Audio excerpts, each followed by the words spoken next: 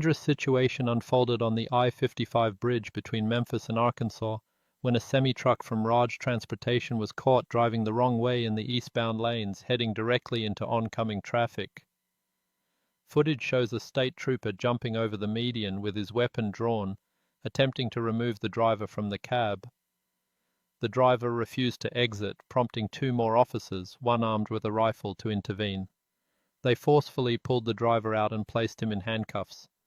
A witness who recorded the video said traffic came to a sudden stop, but police responded quickly and no one was hurt.